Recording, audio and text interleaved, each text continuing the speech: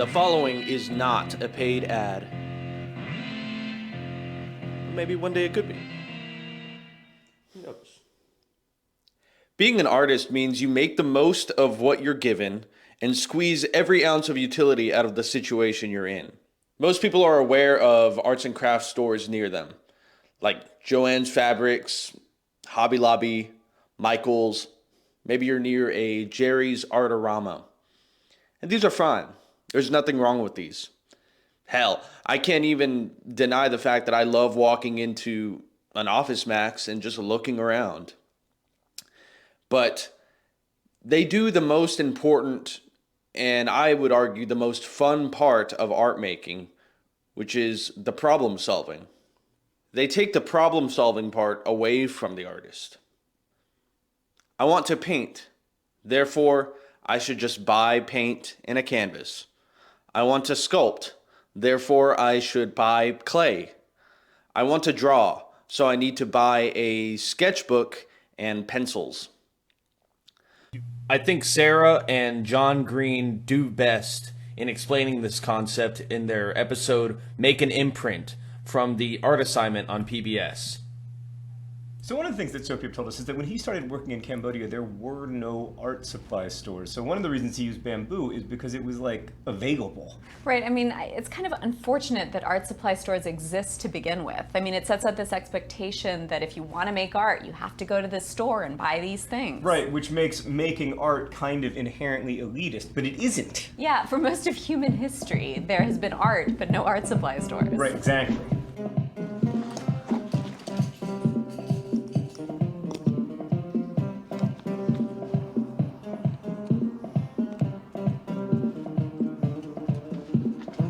My creative efforts come from problem solving. Life is a puzzle, and you've got to enjoy. And your level of execution determines your artistry.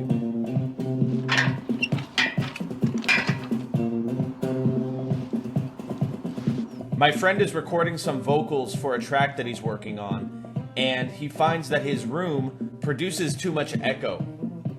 Instead, he's recording the track in his car. It's soundproofed and perfectly set up to listen back to the mix, which is problem solving.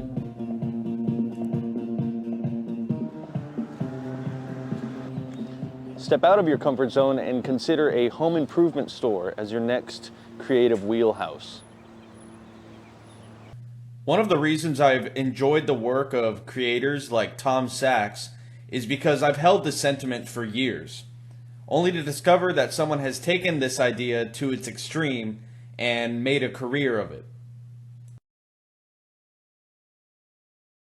Inspiration for me comes from the concept of repair, prolonging, and optimization. So why accept something subpar when you can improve it, or ideally, create it better? The beloved Home Depot. Home improvement covers a lot of skills and tools, and there's a lot of overlap between being a handyman and an artist.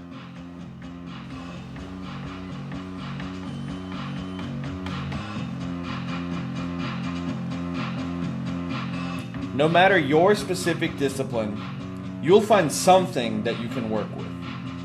I primarily consider myself a filmmaker at the moment, but I've been known to dabble in 2D art, like painting or drawing, or 3D art, like sculpture. Many disciplines can get behind using a home improvement store as a shopping tool. Such examples include disciplines like sculptors, or painters, muralists, mixed media and experimental artists, printmakers and textile artists, set designers, prop makers, or just DIY artisans or crafters. Where doers get more done. Artists are doers, creators, materializing ideas into physical manifestations. There are plenty of areas in Home Depot that cater to the artist. Materials mostly, but a few good tools as well. We'll explore both in order. but it's important to remember that this is not an exhaustive list. Tape. I've already talked at length about the benefits of painter's tape or duct tape and packing tape, so I'll just refer to that video. Paint. Spray paint or latex paint. I once worked with a local artist to do a huge mural on a hostel. We used house paint because of its resistance to weather and UV protection. Always check the oops bin. You can usually find a small can of paint for $1 or less. Don't forget you're going to need primer before you actually start painting for the color you want, and this is a good place to get that.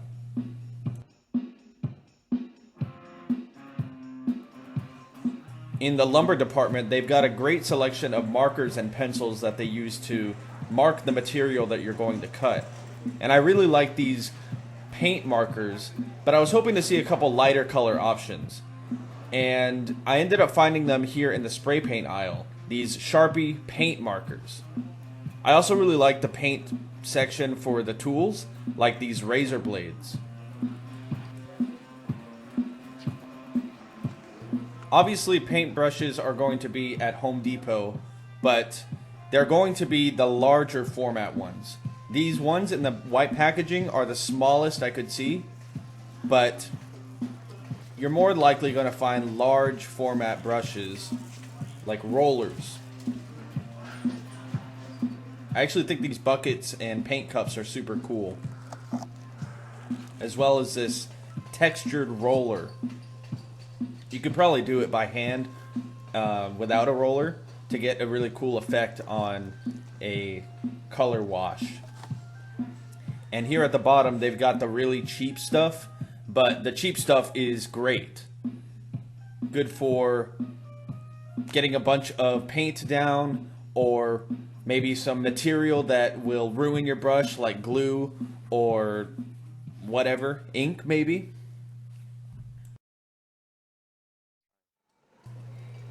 Lumber. There's really too many options to go into depth here, so let me list off some of my go-tos. I love these hobby boards. So straight, flat, easy to work with, and they're cheap too. They're $1.88 each. This is great. This is cheap. Plywood. This is pine, AC, and here's BC. You don't have to commit to getting a huge sheet. These are relatively small and easy to handle. If I wanted to build something bigger, I would probably head over to this section of the lumber yard where I can get these huge beams of 2x4. Now, metal is really cool. I haven't had a lot of experience with it yet because I just recently got an angle grinder. But this is where I would go for square beam or angle brackets or angle beam. And these textured sheets of metal are really cool for any variety of projects. I once made a guitar pick guard out of a sheet of metal just like this one. This looks awesome.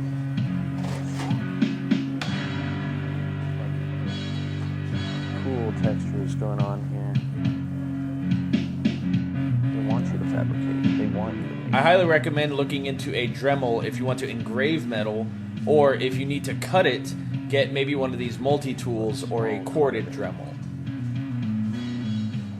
And as cool as chains are, I love this carabiner wall.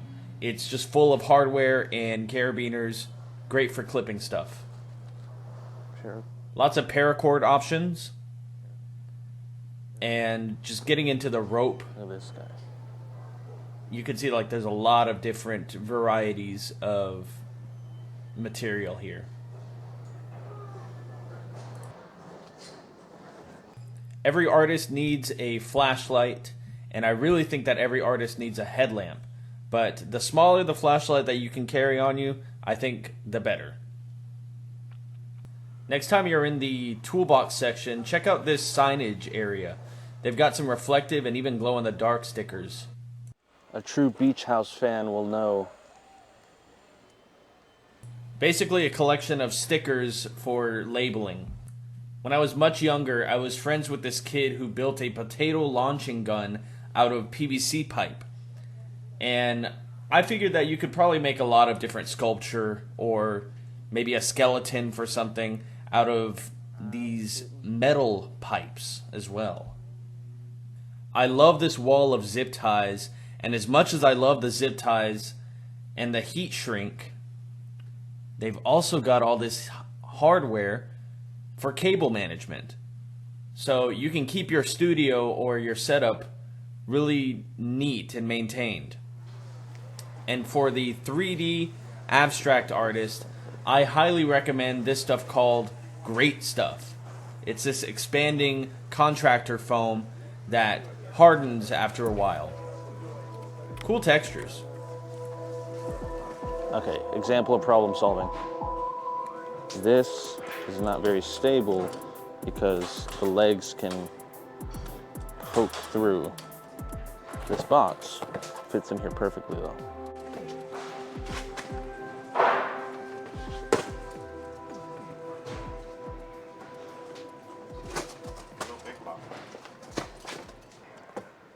Much better.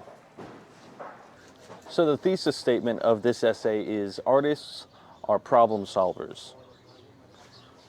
So creativity is limitation meeting innovation.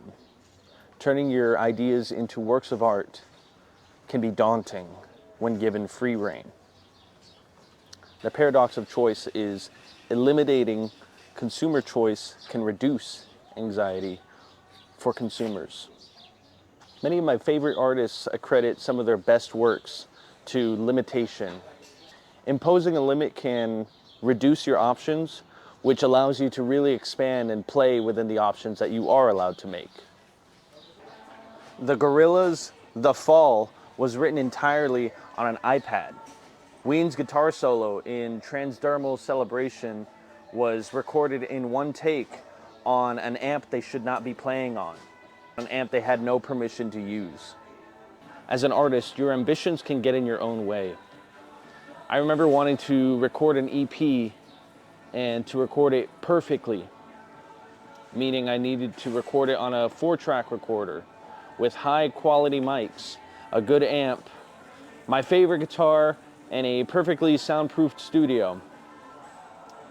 Eventually, after realizing how expensive and time-consuming that would be, I learned to make these looped jams that I could record in one take on my iPhone. This has led me to finding a style that's more authentic to me. Maybe you're an artist looking for those quality tools before you can start doing what it is that you want to really do. I'm here to tell you that you don't need to wait.